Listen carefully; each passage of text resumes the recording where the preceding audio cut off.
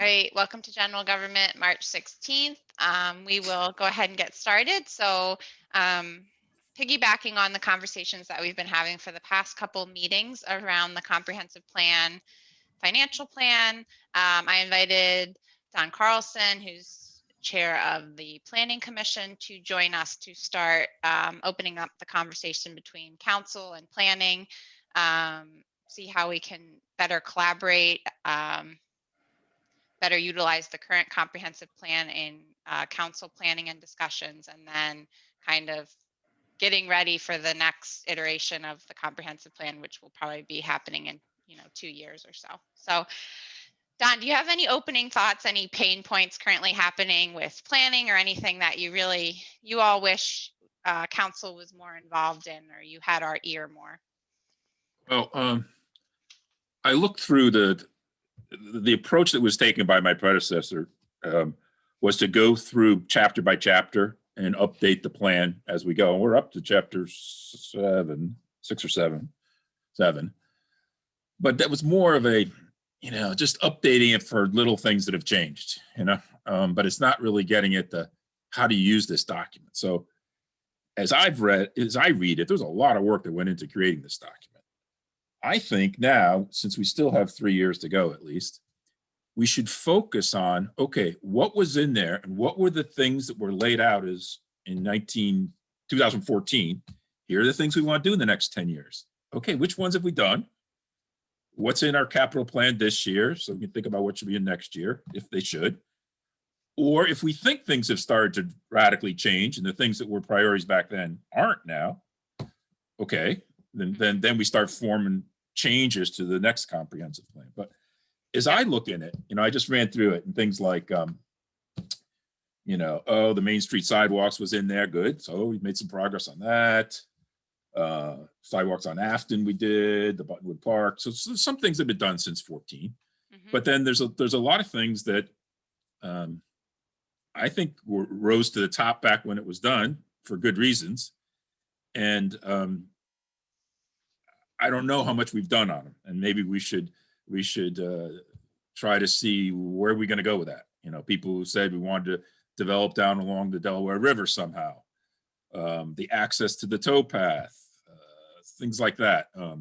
Parking is the biggest one for me, from my personal perspective, and on the Planning Commission.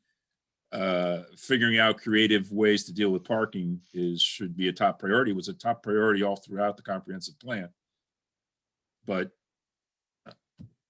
I don't see a lot of the Buttonwood parking at its space is very good, but what should we do there? We have ideas on that. And then even in the ordinances and the way we manage parking, we just had an issue, last week at Planning Commission, where the calculations give you one answer, but reality gives you another answer. So let's talk about parking. Do you feel like the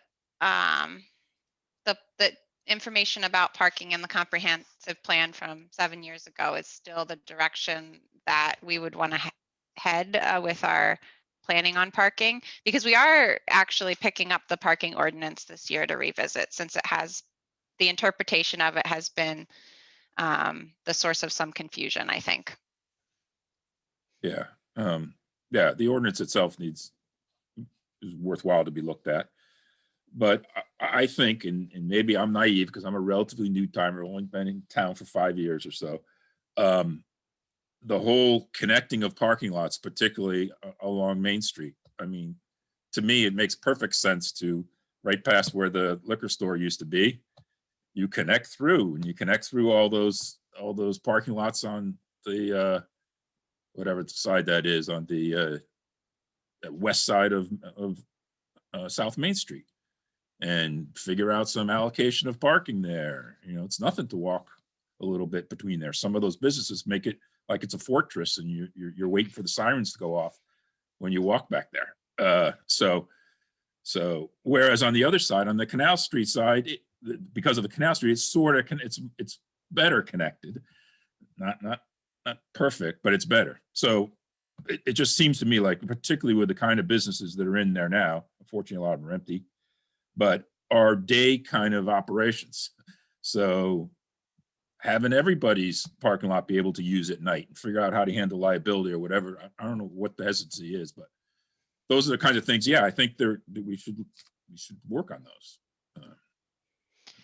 So do you feel like in your role as head of planning commission, you could pick out 3 things that you would like to see council and planning have joint meetings on this year? Parking being one, I'm guessing. Parking would definitely be one. Yeah. I don't know. I'd like to get inputs from my fellow planning commission members before coming right off the top with that, so, but that's something to talk about. As I read through, there's lots of things in the comprehensive plan that seemed no-brainers and easy. And why don't we do, signage to the towpath and stuff like that? People come into town, we all know exactly where it is, and we know the little ways to get to it, but it's not that clear to everybody else, I don't think. Yeah, no, it's a good point. There was actually a post on like the Moms of Yardley page yesterday. Where are the public easements to the canal? I'm a jogger and I have no idea when I'm trespassing. And so I posted them all, and I was looking on Google Maps, and there's actually like 25 points where you can legally access the canal throughout the borough. But yeah, I agree with you. People don't necessarily know. Yeah, but then I was walking on, I was riding my bike on it yesterday, and then there's one place with keep out, don't walk through here signs along, I forget which road it was, but so I don't know if that's an allowed walkway or not. So I think they just we have to figure out where they are, clean them up, have them marked better, and having a clear access, cleaner, notified access down by the train station would help too, in my opinion. Like at Lock 5, you mean? Yeah. Okay. Yeah. I guess that's an allowed entryway, right? I didn't go back and look. I guess it is. I feel like I'm going on this person's driveway as I ride my bike in there. Yeah. That's. But public, it is, I think. Mm-hmm. But it doesn't feel like it when you go down there. It feels there's nothing marked. There's no sign. There's no. Yeah, I mean, this is going to be an unpopular one. People who have easements through their property probably don't want a big sign there and people parking outside of it if there's no, public parking there, because people do park on the end of South Canal, and I don't think the residents really like that, especially during trout season. But yeah. Good point. So, Matt or Kim, any questions for Dawn on how to start these conversations, or what topics to pick up first? No, I think parking is a good one. I know, in community and economic development, John's also sort of picked up that as a potential too for that committee. So maybe Carol, just coordinate with him. But I think it's an important enough topic that just more discussion about it's a good thing. Yeah, that's the ordinance piece. So I think there's probably going to have to be 2 halves to the conversation. Obviously, like the law and what businesses have to do, and then what visitors to the borough can do. Yeah, definitely coordinating though. So and particularly dealing with common area parking, et cetera. It's hard to figure out. So when you talk about connectivity, do you mean like anywhere where there's like little strips of grass between businesses, we would make parking in? I mean, obviously this is something we don't even know if it was possible, but is that what you were thinking? Yeah, that's what I was thinking. Basically, like Newtown has. And connecting on the backside of those businesses. And then if ideally, now probably people wouldn't go for this, but if you could even, you got in between all those businesses, you got all those driveways with cars coming out, as you're walking on South Main.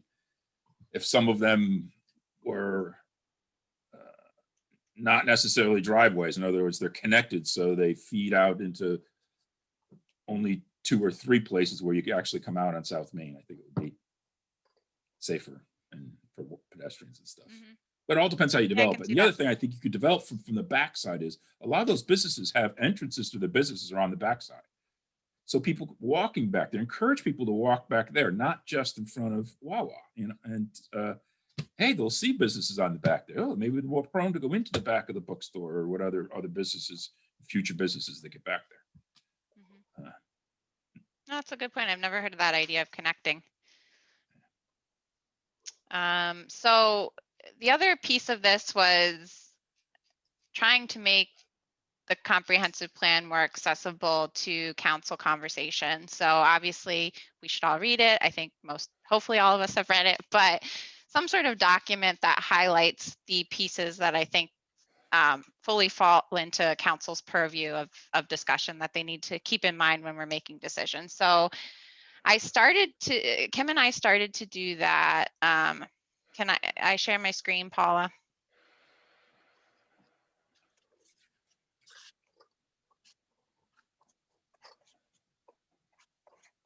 Thank you. So we're calling it like the Comprehensive Plan 2020 Rider. And so obviously we would love to get your updated sections, Don, to use that language, because I just put notes to add things, and I, edited this North Main sidewalk. But you're right, a lot of these are completed. So oh, that's weird how it did that. Sorry, because I created a PDF. So I just plopped what I wanted into the table of contents.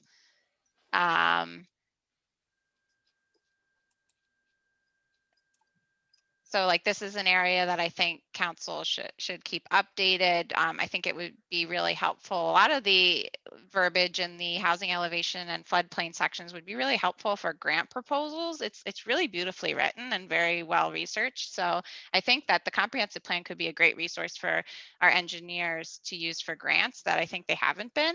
That's something that jumped out to me while I was reading it. Did we pay outside consultants on the original document? We must have.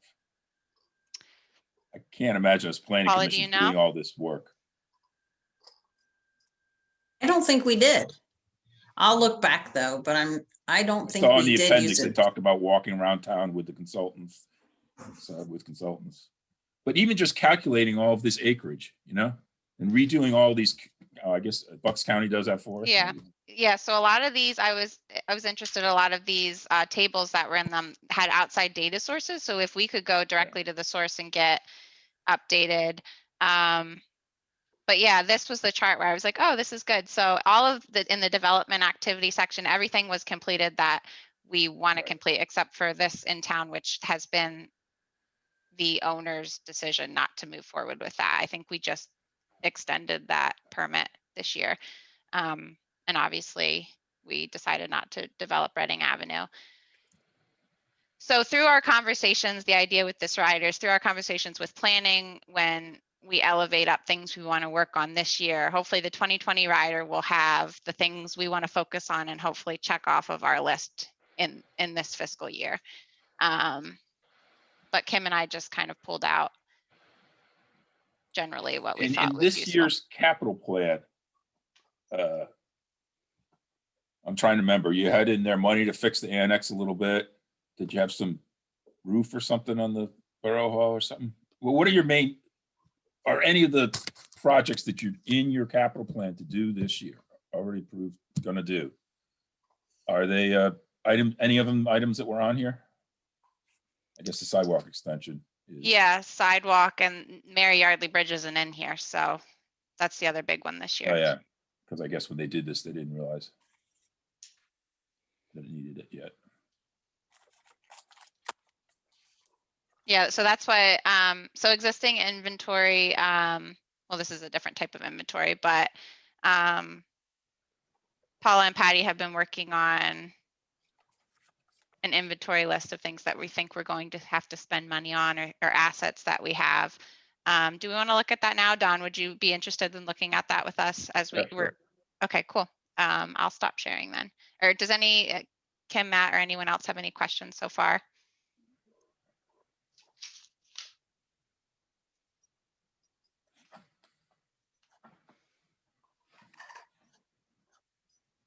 When it comes to the tables or the reference tables and statistics and stuff and upgrading those, see, I'm of the thinking now, although my fellow planning commission members, I haven't shared this with them yet. I'm like, if we go through and we pull all this updated stuff now, I'm like, why do I want to do it now? We're still 3 years away. First of all, I want to wait for the 2020 census numbers. Half of those tables drive off of census and stuff like that. And so you want at least to wait for that, I think. Unless there are certain pieces of data we want our hands on, because it's going to make us affect our decision on what we do, in the near term budgets. I say we wait a little bit. It's a little premature to refresh that. Totally agree with you. The different figures that talk about, makeup of the borough, even, how many housing units there are and stuff. We don't necessarily need that info. I guess where we wouldn't need to officially update it, since this was a document that was adopted by a previous council. But when we're talking about parking, we need to make sure we're affirming the direction that was put forth in this document. So Agreed. So if that's a topic we want to take on near term, yes, we should first go through. We should spin through that and make sure all the numbers associated with that are up to speed. yeah, but if you're asking about going chapter by chapter and updating as a planning commission, I don't think that's time well spent, unless it's truly like a planning for the future, something that council is going to action or planning is going to action in the near future. Right. Patty or Paul, are you going to share, or do you want me to share? I think you're muted, both of you. I can share if you want. Yeah, that'd be great. Okay.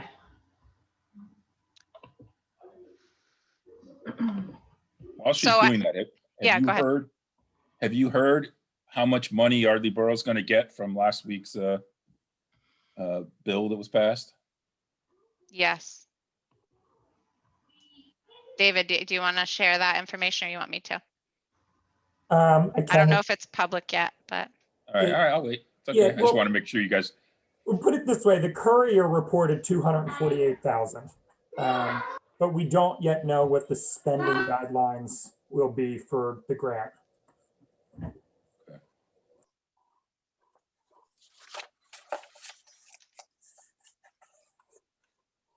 Okay, so just as quick background, what we are working towards here is a financial plan that's going to hopefully marry with the comprehensive plan. And to do that, we need to know, kind of take an inventory of all of our assets, anything that we need to spend money on, anything that we own that has value that might need to be replaced at some point. And then we're trying to project out in 5 and 10 year increments what our spending will look like for these items. So go ahead, Patty. Sorry. Yeah, so we have a list of stuff from the police department. We have a list of stuff for us. We just purchased computers. So in another 4 years, we're going to need upgrade of the computers. Barrow Hall, we painted in 2014, and we're planning on painting it again in 2015.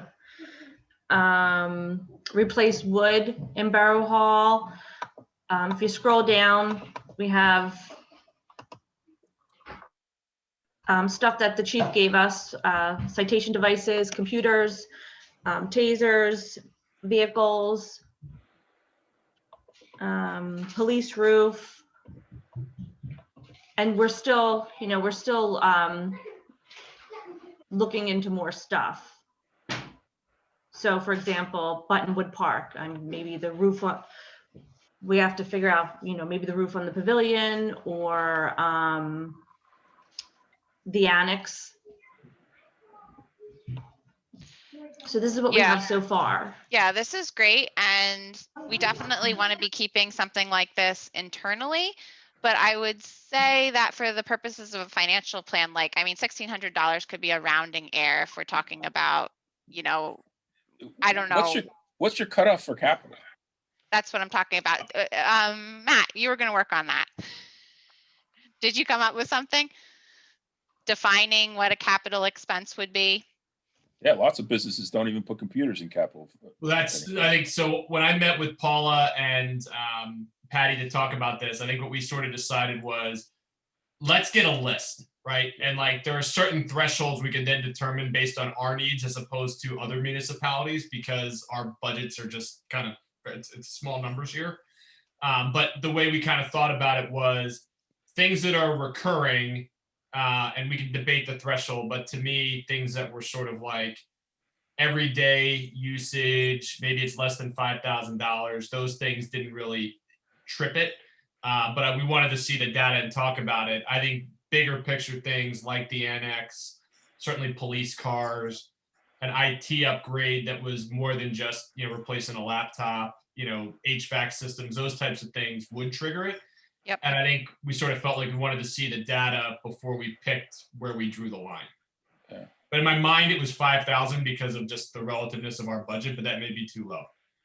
Right, and we're just brainstorming here, so we listed everything, regardless of the price. Like, for example, we need 4 data terminals for the police. But if you look, comes out to be like $1,600. So, that might not be, we might not consider that capital. So we're just. And I think it's also where it comes from the budget. So if we can work this into some of this into the police budget, like the taser equipment, or if it will be coming from somewhere else. But like I said, I think we absolutely need this list. We should have this list. And then from this, we can pull the big ticket items and place them into the financial capital projects plan.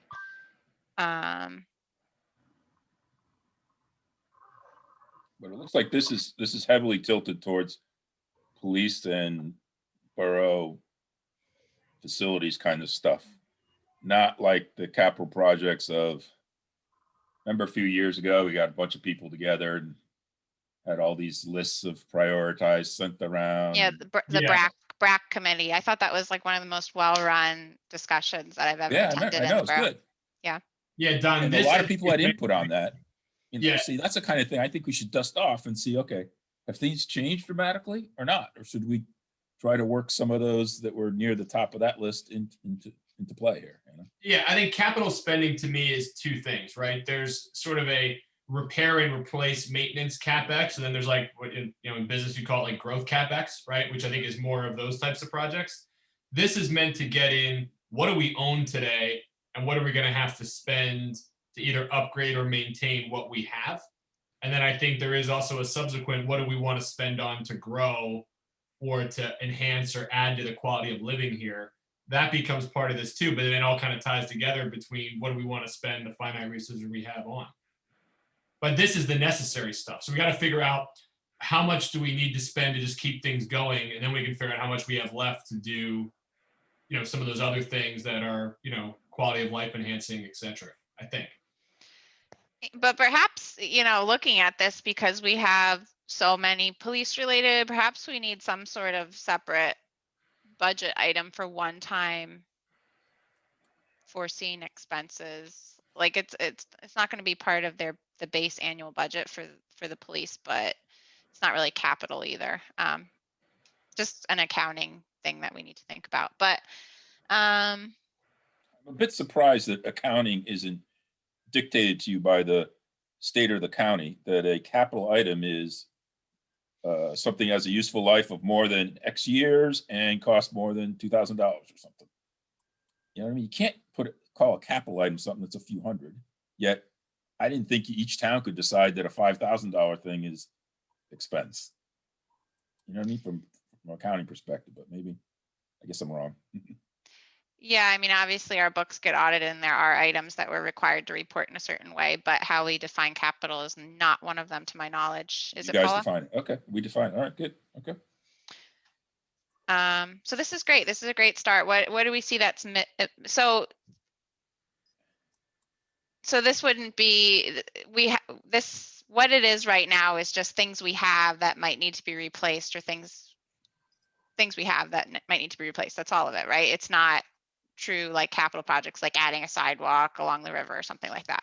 Right, yeah, we just started a list. Yep. So we can add, take away. But on the ones that we're already committed to, like for instance, aren't we committed to, for the next piece of sidewalk? That's not 100% grant, is it? Don't we have to match something? Or am I wrong? Yeah, so council has only committed to the engineering so far. I don't believe we've voted on actual construction or a timeline on that. Am I, Kim or Matt, can you back me up on that? Is my understanding correct, Paula? Yes. I think that's right. I think that's right too. but that would be Don, to your point, right? Like if we assume that's something we're going to do, which I think realistically it probably is, that's an input, right? And that's a near-term input for, this year, next year, I don't view that one as much long-term as that's an immediate one. Yeah, and Mary Yardley Bridge, whatever piece Yep. we're in for, I don't know what that number is, but whatever that is, that should be even more fixed than these almost. We're getting close to bidding time, right? Yep. So I think, we're coming up on time. So Patty and Paula, thank you for your work on this. Keep working on it to get a full inventory, and then we'll, I guess, separately from this, do one of the capital projects in the short term and long term. But Don, for a takeaway action item for you would be going back to planning and asking what those top 3 items are that we'd like to tackle this year. And then also any items that we're not presently working on as a council that they would like to see in that 5-10 year capital plan would be helpful feedback, even though we can't guarantee obviously that it'll be placed there. But Okay. All right, that sounds good. Do you have any other questions for us, or anyone else have any questions? No, but if you don't mind, I'll snoop in on your Zooms, in the future so that we can coordinate on stuff more real time, Absolutely. Who is your liaison from council? Matt Ross. Okay. Well, yeah, maybe we'll send a few others to join you as well. Okay. All righty. That's Okay. all I have. Thank you, everyone. I'll see you in a few minutes. Bye. Bye. Bye.